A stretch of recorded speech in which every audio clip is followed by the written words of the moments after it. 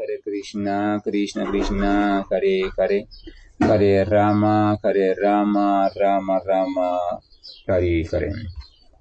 Hare Krishna reiterado. Tenemos la conexión bastante débil, bastante mala, pero bueno, es lo que tenemos, así que vamos a aprovechar para continuar con reflexiones y sobre las lecturas del Bhagavad Gita. Ya hoy sí pienso que terminamos con los últimos textos de este siempre trascendental diálogo entre la suprema personalidad de Dios Krishna y su devoto y amigo Arjuna. Vamos a ver que en el último amanecer habíamos terminado con el siguiente texto donde Sanjaya decía: oh rey, mientras recuerdo reiteradamente ese maravilloso y sagrado diálogo que hubo entre Krishna y Arjuna, siento placer y me estremezco a cada momento. Sanjaya, hacemos un recordatorio, es el secretario de Dhritarashtra. Dhritarashtra es el rey Seo que le ha pedido a Sanjaya que por favor le describa qué es lo que está sucediendo en el campo de batalla de Kurukshetra, donde sus hijos y nietos están listos para enfrentarse a los Pándavas. Todo por un problema de avaricia, cuestión de territorio, ¿verdad? O sea, por el concepto de lo mío, de querer apropiarme de aquello que en verdad no le pertenece a nadie. El concepto de lo mío y el concepto del yo. Yo soy esto, yo soy aquello, y lo mío y el mí son los conceptos que construyen todo lo que conocemos como vida material. En función de los conceptos yo, mío y mí, es sobre lo cual se construye todo lo que se conoce como vida en plano de conciencia material.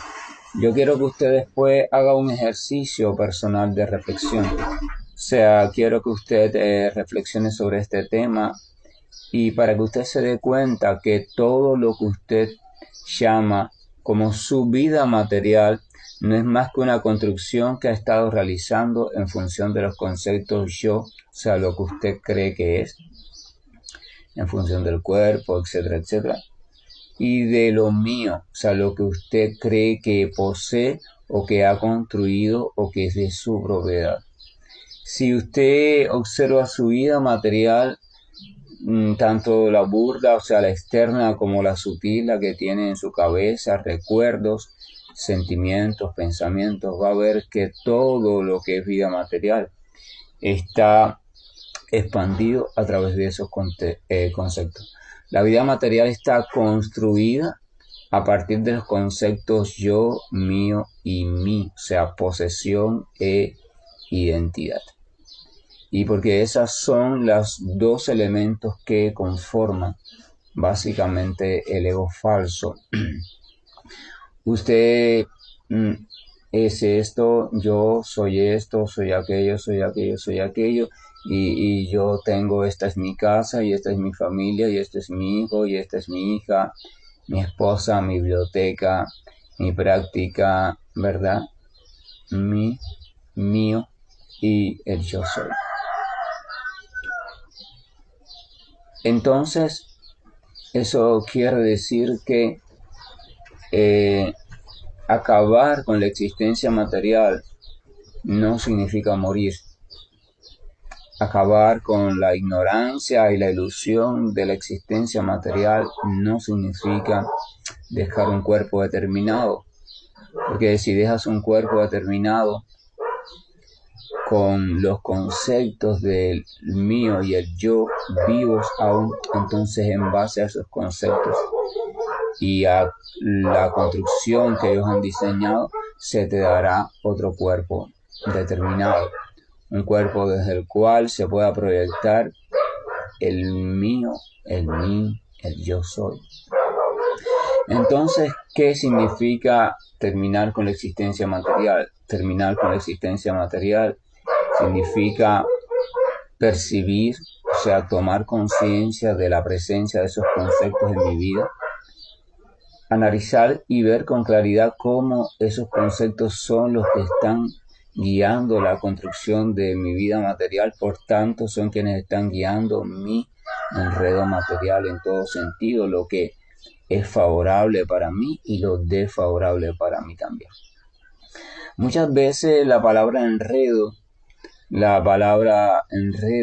gente la interpreta como sinónimo de lo desfavorable. Le llaman enredo a aquello que es desfavorable. Yo estoy enredado, yo estoy en un problema.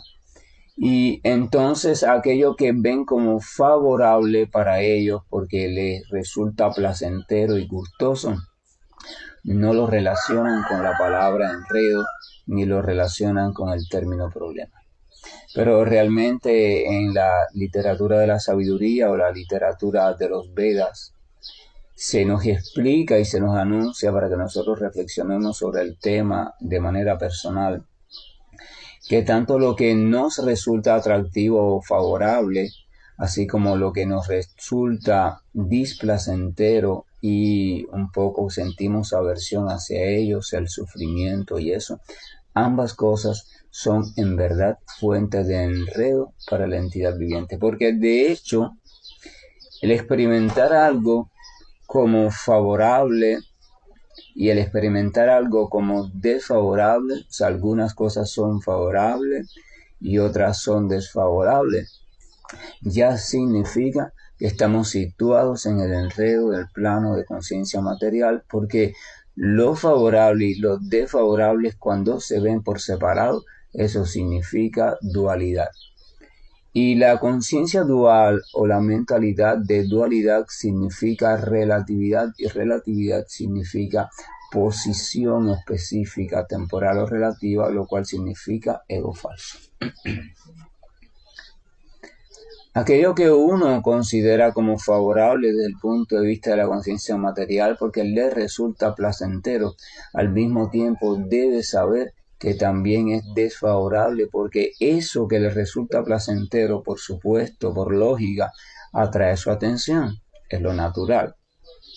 Y cuando atrae su atención va a atraer también la tendencia de reincidir, o sea, repetir, el volver a experimentar esa experiencia, ese estímulo, ese recuerdo.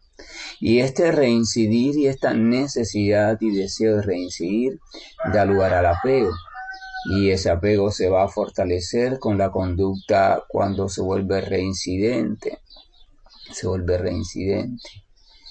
Y entonces eso va a dar lugar a la lujuria cuando empeora, o sea, el lazo, el vínculo, el amarre, la cadena se va haciendo más fuerte. Eso significa que la entidad viviente va perdiendo cada vez más libertad y cada vez se vuelve más esclava de aquello que es objeto de su lujuria. Y esto va haciendo entonces que la entidad viviente pierda la inteligencia porque la atracción así loca nos hace perder la inteligencia. Actuamos de modo básico, de modo primario, de modo mecánico, de modo elemental, de modo condicionado, de modo programado. Cuando se pierde la inteligencia, se pierde la memoria. Cuando se pierde la memoria, se pierde lo más mínimo que nos quedaba de conocimiento real y caemos entonces en la ilusión, porque cuando no hay memoria real, entonces, ¿qué hacemos? Comenzamos a construir y vivimos en un mundo construido. ¿De qué está construido nuestro mundo material? El mundo material de la entidad viviente está construido de lo que llamamos memoria o pasado y de lo que llamamos ilusión o fantasía o proyección del futuro. La entidad viviente en el plano de conciencia material se debate entre cuestiones del pasado y cuestiones del futuro. Todo. Usted escucha algo, ¿verdad? Y usted dice, oh, están llamando a la puerta. O sea, lo que usted puede decir eso porque usted simplemente es algo que escuchó, gracias a la memoria lo relacionó con una experiencia pasada y entonces usted dice, están llamando a la puerta.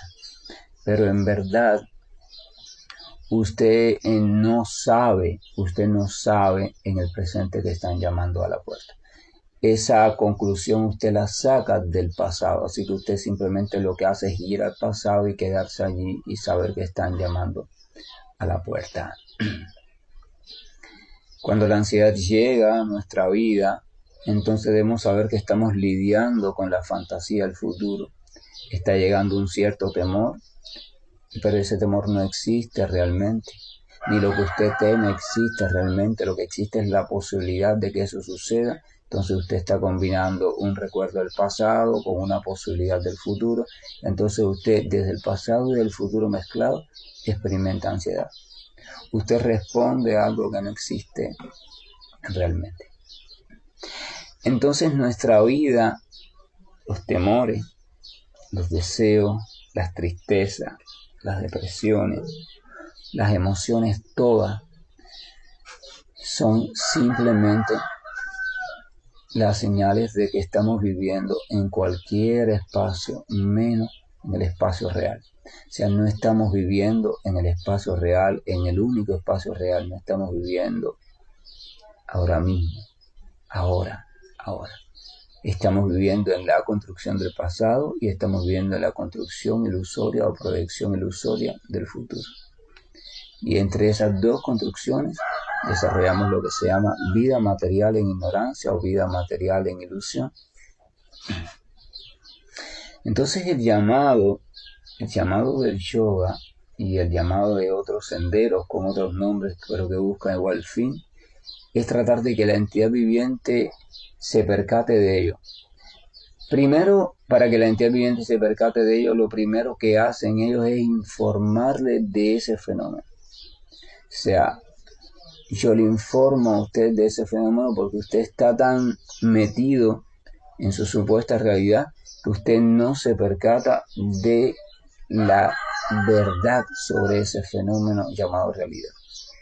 Usted no se percata de que usted está enredado entre pasado y futuro y que tanto pasado como futuro son ilusorios. O sea, ya no tienen existencia presente. Entonces, por eso existe la literatura védica. La literatura lo que hace es informarte. La literatura realmente no te sirve para más nada que para informarte de un fenómeno. ¿Qué pasa? Cuando usted se encuentra con una información, usted tiene tres actitudes básicas. O la rechaza así de pleno, o la acepta de pleno, o usted simplemente se queda ahí. Bueno, sí, puede ser real, pero déjala allí, a mí eso no me interesa mucho, no le da mucha importancia, ¿verdad? Si la rechaza completamente, entonces usted se dice que toma el camino de la ilusión, o sea, usted se aleja de los Vedas o de la sabiduría del consejo sabio. Si la acepta a plenitud, entonces usted puede tomar el camino si no utiliza la inteligencia, el camino del fanatismo, porque usted simplemente acepta sin escudriñar, sin procesar la información, ¿verdad? Y si asume una posición neutral, entonces usted simplemente es como aquel que tiene hambre, la fruta está frente de él, pero bueno, ni la bota ni la come, simplemente la deja allí. Pero en dependencia de cualquiera de esas tres posiciones va también a depender su futuro. Ahora, la cuestión es esta. Primero la literatura le informa a usted, mira, lo que pasa es tal situación. Pero la literatura tiene la esperanza de que en usted, si es inteligente, surja la idea o el deseo de comprobar si eso es cierto o no. Entonces, si usted decide darle un voto de confianza a la literatura y decide comprobar si es cierto o no, entonces la literatura le da el segundo paso. Los grandes acharyas le dan un método. Mira, este método, si lo sigues fielmente, te va a servir para comprobar por experiencia propia lo que te estamos exponiendo. O sea, necesitamos que tú llegues a un estado determinado donde tú puedas tomar conciencia por ti mismo de cómo tu vida no es más que una construcción, una red muy compleja de piezas del pasado con piezas proyectivas del futuro. Y cómo en esa complejidad es donde el ego falso está viviendo. O sea, el ego falso, lo que llamamos como ahamkara, no puede existir en el presente. En el ahora mismo el ego falso no puede existir porque el ego falso necesita de toda una serie de identificaciones y las identificaciones siempre están o en el pasado o en el futuro. Entonces la literatura y los grandes acharyas maestros le dan eso, le dan una herramienta, una metodología y un método. Y entonces usted debe comenzar a practicar. Usted debe comenzar a practicar esa herramienta, esa metodología y ese método con disciplina, con disciplina. Y si usted lo hace adecuadamente y lo hace bajo una guía correcta y lo hace cada vez más consciente, va a llegar el momento en que usted por usted mismo va a tomar conciencia de aquello que la literatura védica ya le había avisado antes. Entonces usted va a descubrir, se va a descubrir a usted en esencia y va a descubrir entonces fuera de usted una serie de coberturas que no son más que una serie de construcciones que van ganando en complejidad mientras se van alejando de la esencia que es usted mismo. Y va a descubrir que en esa serie de coberturas hay un doble o varios dobles de usted actuando en determinadas situaciones y bajo determinadas programaciones. Ahora, ¿qué pasa? Cuando la conciencia sale de esa identidad básica o primaria que realmente es usted y se identifica con esas actuaciones, cada una de esas figuras o dobles son los egos falsos. Y entonces allí es donde vienen todos los problemas. Cada uno de esos personajes o identificaciones tiene una serie de identidades, tiene una serie de conceptos de propiedad, tiene una serie de cosas del pasado para ese personaje específico, cosas del futuro, y allí se desenvuelve todo lo que es la dualidad y se desenvuelve todo lo que conocemos como vida material. O sea, la vida material sucede en las coberturas y no suceden en el núcleo, no suceden en la esencia que es usted. Suceden en una construcción que ha ido ganando en complejidad en el tiempo. Y esa construcción. Entonces el constructor esencial es el ego falso. Ahí está metido, se ramifica, se expande, se extiende. Mientras que la esencia, la verdadera personalidad, está completamente dormida. Y está realmente dormida, esto significa que no es consciente de su conciencia potencial y su conciencia está enredada en las diferentes construcciones. Entonces yoga sería rescatar la conciencia, sacar la conciencia poco a poco de todas esas construcciones e irla reuniendo el potencial consciente hasta que sea colocado y rescatado de nuevo en la personalidad original o en el ser original. Entonces toma conciencia de observador, toma conciencia de conocedor del campo. Krishna lo habla, Bhagavad Gita habla de Kshetrajnana. Kshetrajnana es el conocedor del campo, Jnana viene de Jnana, conocedor, y Kshetra viene de campo o campo de acción, que significa el cuerpo, pero también cuerpo mental, cuerpo físico, todo en general. O sea, la expresión o manifestación de la entidad viviente en este mundo material. Entonces toma conciencia de eso, toma conciencia de lo que es todo el enredo material. Ahí es donde se autodescubre como ser y ahí es donde se autodescubre como diferente a toda la manifestación material. En esa posición, la entidad viviente queda automáticamente libre de la dualidad. O sea, ya no hay dualidad, porque ella observa todo lo que ocurre, pero al mismo tiempo no está en nada de lo que ocurre. Por tanto, las emociones que la ataban ya no están, el pasado ya no le condiciona, el futuro o la proyección de futuro ya no le condiciona, porque percibe por su propia conciencia de que nada de eso existe realmente, o sea, nada de eso es permanente.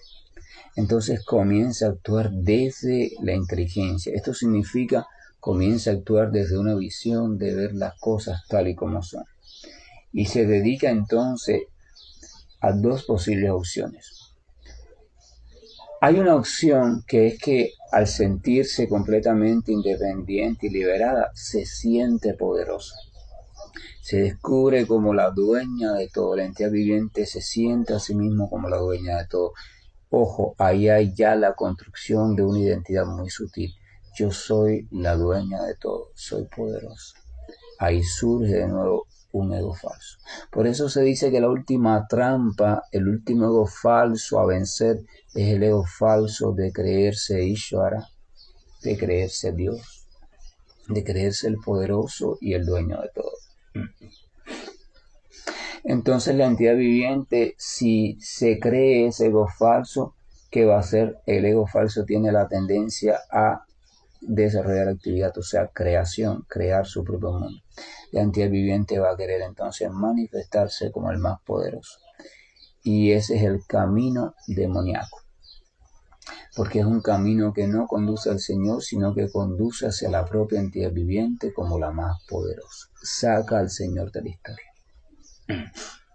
Pero está también el otro sendero, que viene siendo, está junto a este.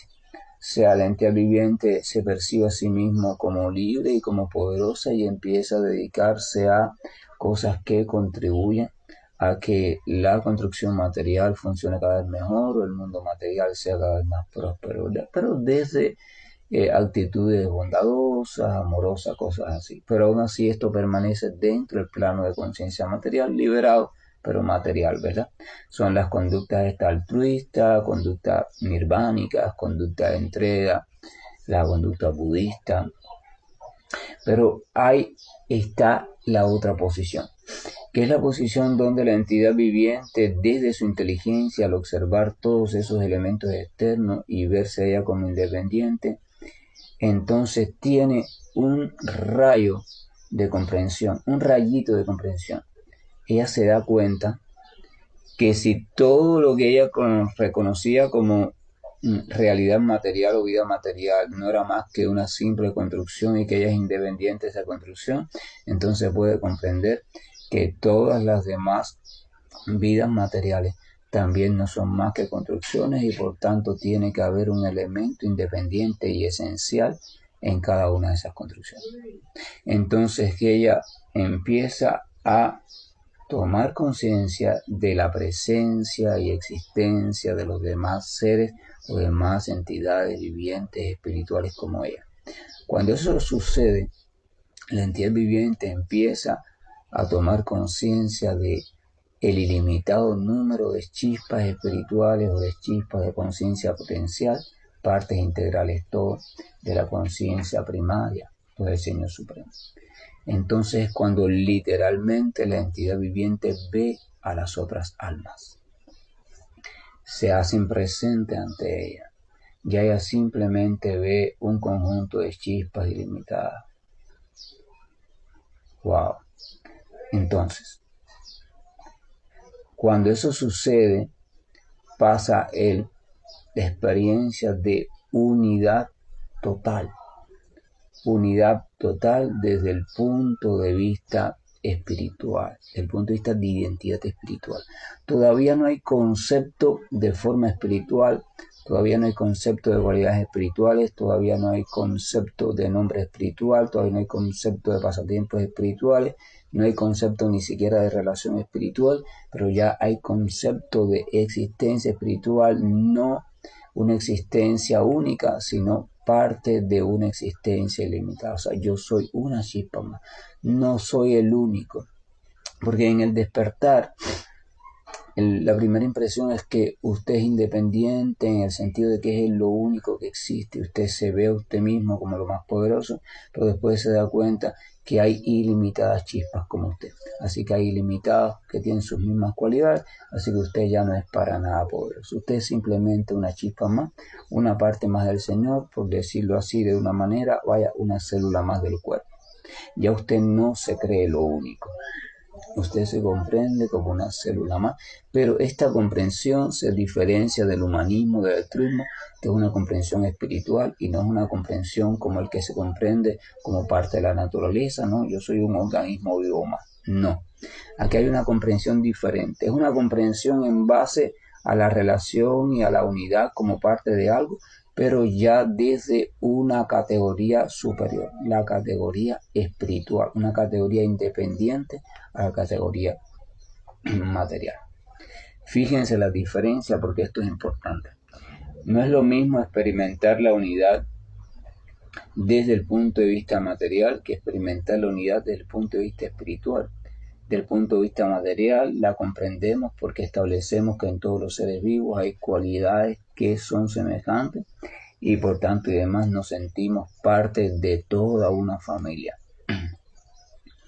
en este planeta, ¿verdad? Y es muy bonito, entonces empiezas a preocuparte por esto, por aquello, los animales, las plantas, el ecosistema, la atmósfera, o sea, pero todo eso en función de la identidad material o la semejanza o identificación material como fenómenos manifestadores de la vida o de señales de vida.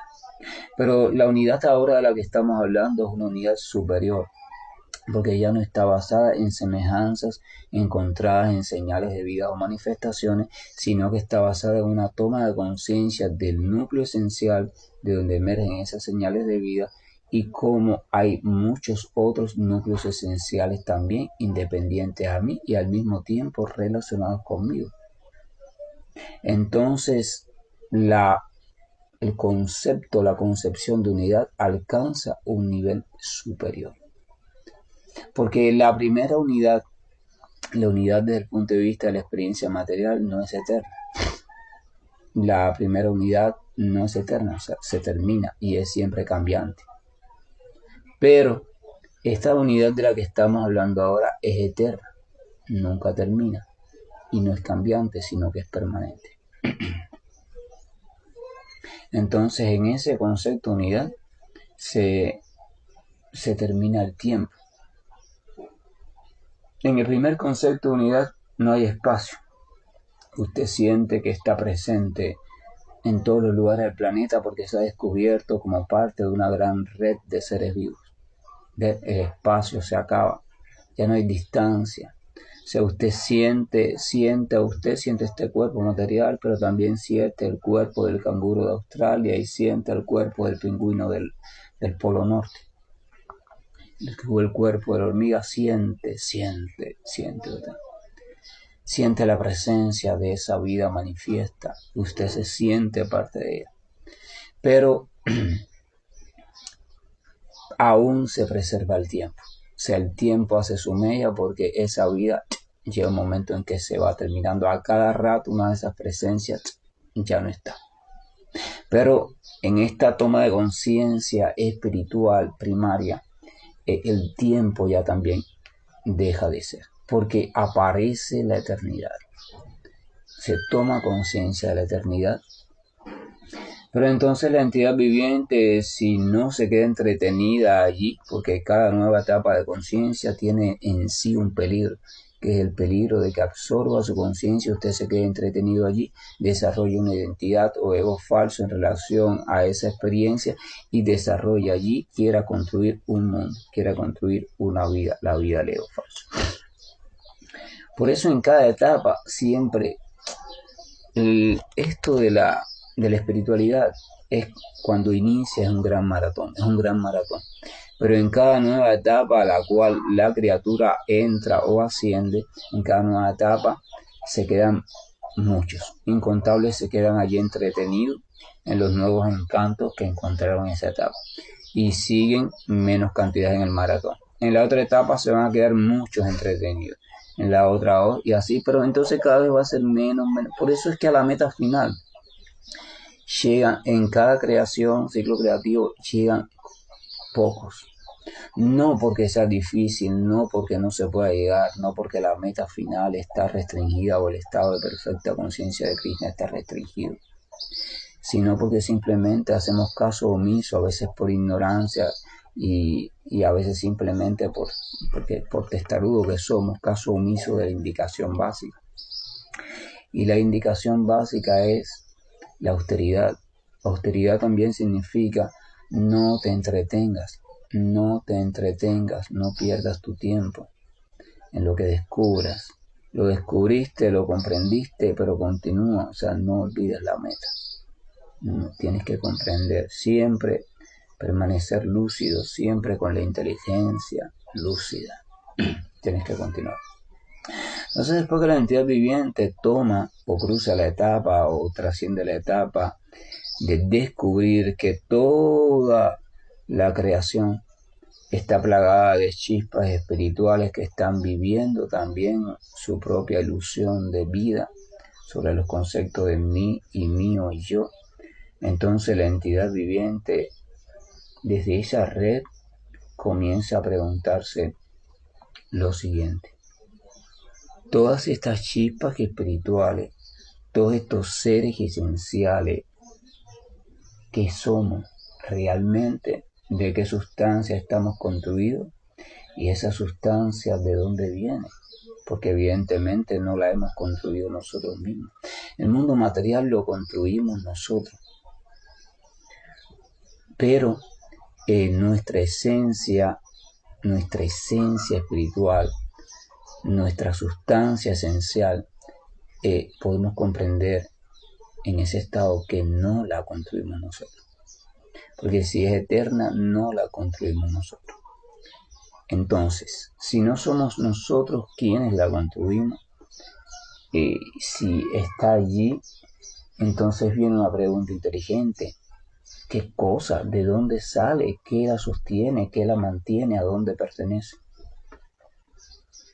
Y entonces la entidad viviente sigue su camino buscando. Más allá de la red de resplandor espiritual, más allá de la comprensión de nosotros como espíritu, seguimos buscando. Porque ahora queremos saber de dónde, a qué pertenece eso tan maravilloso, conocido como energía espiritual o energía de vida plena, energía de dicha, energía de conocimiento. Y entonces ahí comienza la búsqueda real de la fuente, o del Señor Supremo, o del Param Brahma, del Espíritu Supremo o la verdad absoluta. Queremos saber la verdad completa, la verdad absoluta, la verdad original. Queremos encontrarla. Y entonces vemos que más allá de la red de interrelación de chispas independientes, entonces existe algo que es el todo o la totalidad de todas las chispas, las cuales tenemos conciencia y de las que no tenemos conciencia. La totalidad. Y esa totalidad ya no es un conjunto de chispas, entonces lo comprendemos como un gran fuego resplandeciente. Y ese gran fuego resplandeciente en primera instancia lo comprendemos como eso, puro resplandor potencial.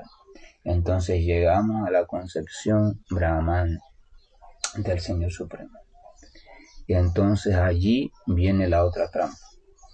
Los pocos que van llegando allí dicen, wow, ya, aquí está la cuestión, la verdad absoluta, la fuente suprema, la última respuesta, aquí está mi posición original. Y entonces se absorben su conciencia en el Brahman. No dejan de existir, pero su conciencia se absorbe en ese resplandor o en ese Brahman.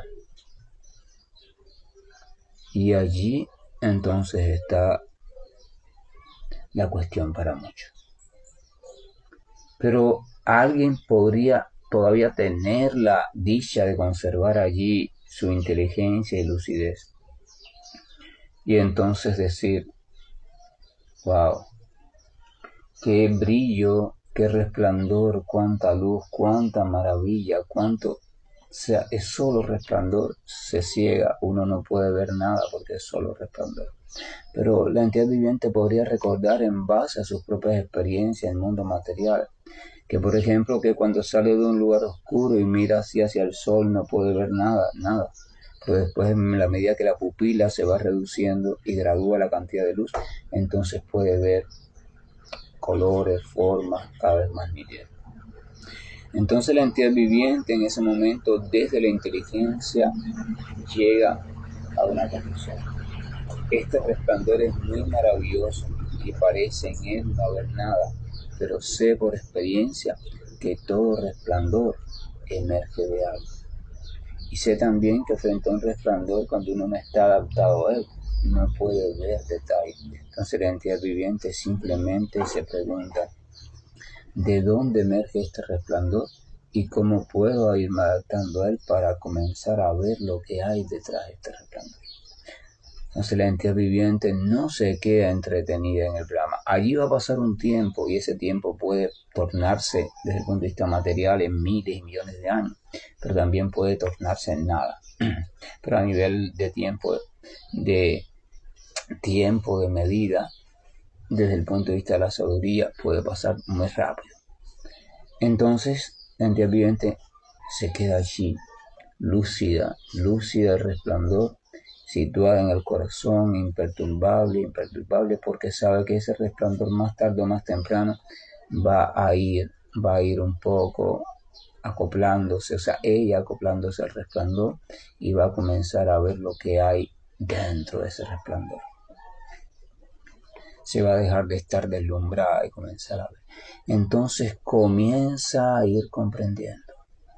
Comienza a ir comprendiendo y ir visualizando, ir viendo que en medio de ese resplandor hay ilimitados elementos resplandecientes que resplandecen en sí mismos. Después va a ir comprendiendo que en esos elementos resplandecientes están llenos de vida también, vida pura, conocimiento puro, amor puro, bienaventuranza pura y llenos de actividades. Entonces llega a lo que se conoce como Vaikunta o plano de conciencia espiritual, donde no hay ansiedad, no hay estrés, no hay preocupación y sin embargo hay relación viva. Las chispas espirituales anteriores de las cuales ella tuvo conciencia y la cual se comprendió parte, no tienen relación viva. Se comprende que hay un vínculo, de interrelación allí, pero es neutral. No hay en ese momento una realización de actividades, porque como chispa o concepción de pequeñas muestras de resplandor, todavía no hay comprensión de cualidades y forma, y si no hay cualidades y forma no hay actividad, porque toda actividad necesita ciertas cualidades para desarrollarse y un espacio para desarrollarse. Entonces la actividad espiritual realmente solamente se comprende a ese nivel. Usted puede hablar de actividad espiritual desde el punto de vista teórico, incluso puede confundir actividad onírica o actividad de sueño, o puede confundir actividad mental o actividad sutil con actividad espiritual, pero no es nada de eso. La actividad espiritual no se puede percibir ni se puede realizar a no ser que se haya uno trascendido la concepción del Brahman y haya accedido también por la misericordia del propio Señor, que es el dueño de todo, a lo que se llama plano de conciencia Vaikunta o plano de conciencia espiritual, literalmente. Allí no solo hay variedad, sino que la entidad viviente, hasta entonces concebida como resplandor, primero como chispa, después como resplandor total, se descubre como forma espiritual. Ella recibe una forma, así como recibe en el mundo material una forma para poder actuar en el mundo espiritual recibe una forma también de acuerdo a sus cualidades para poder actuar en el mundo espiritual o en el reino de Dios. Entonces esa forma va a venir con una función también determinada y ese ente viviente se va a dedicar a esa actividad. En primera instancia, en ese primer nivel del plano de conciencia espiritual, todas las entidades vivientes que allí residen se dedican a la actividad de alabanza y glorificación. La forma de servir en ese nivel es constantemente alabando y glorificando al Señor. Eso es muy curioso porque también en literatura, por ejemplo, cristiana, como al Apocalipsis y eso, donde Juan habla de sus visiones, también habla de reino de los cielos, habla de unos seres con tantos números de alas y eso, que cantaban y glorificaban las glorias del Supremo. Ese es el primer nivel allí. Pero allí también va a pasar algo por primera vez. La entidad viviente, si es agradable a su debido tiempo al Señor Supremo, entonces va a poder tomar conciencia del Señor Supremo como forma y lleno de determinadas cualidades. va a literalmente ver a la suprema personalidad de Dios en su forma de Narayana o su forma de aquel que se encuentra allí con semejanza humana, resplandeciente en su mismo. Es la primera vez que la entidad viviente puede de manera consciente estar frente a la suprema personalidad de Dios. En ese momento entonces queda ya literalmente y realmente deslumbrada por Dios. Ella puede haber quedado anteriormente, haber tenido una experiencia de un momento, un flashazo de la presencia divina cuando estaba en plano de conciencia material y esto lo haya inducido poco a poco a la búsqueda de Dios, pero aquí no es un flashazo.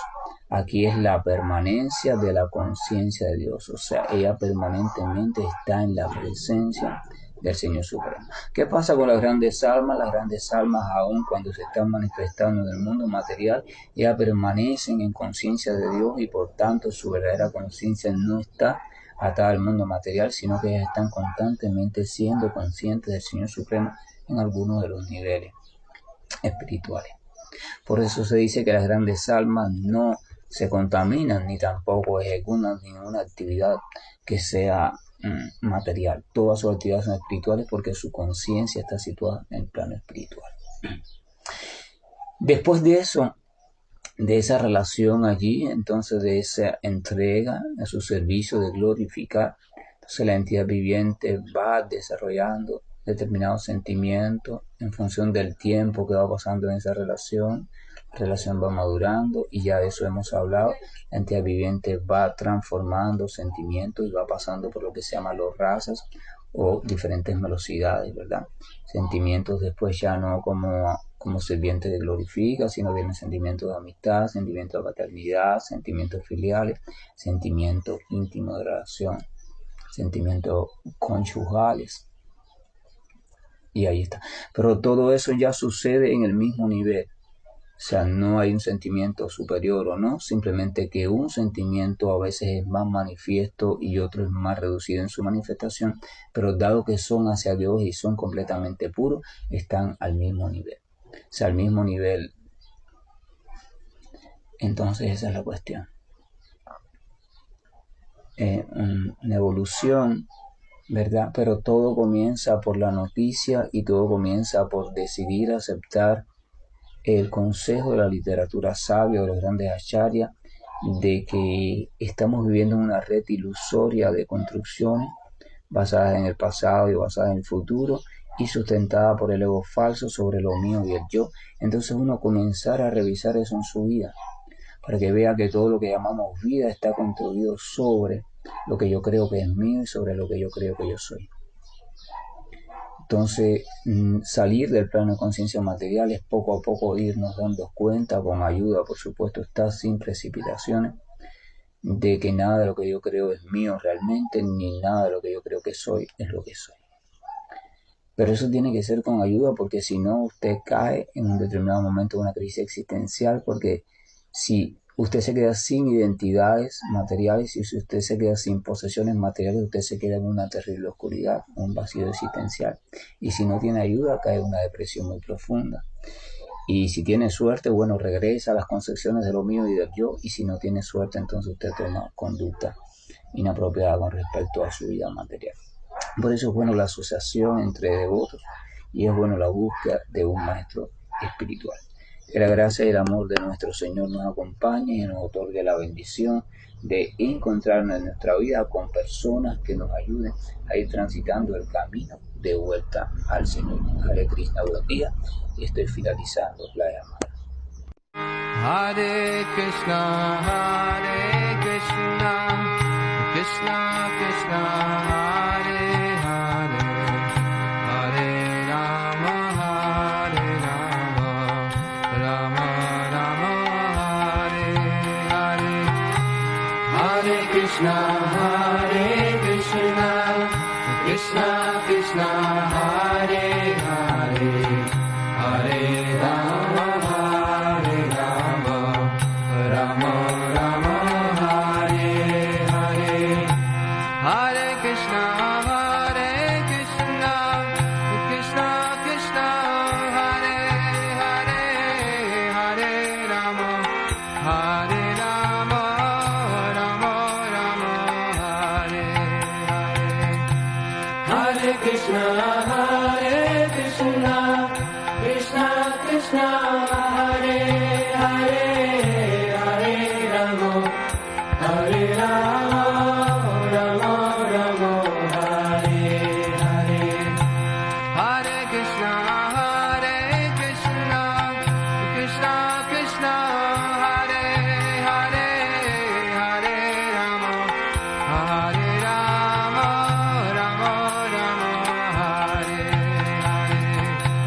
Hare Krishna, Krishna Krishna, Hare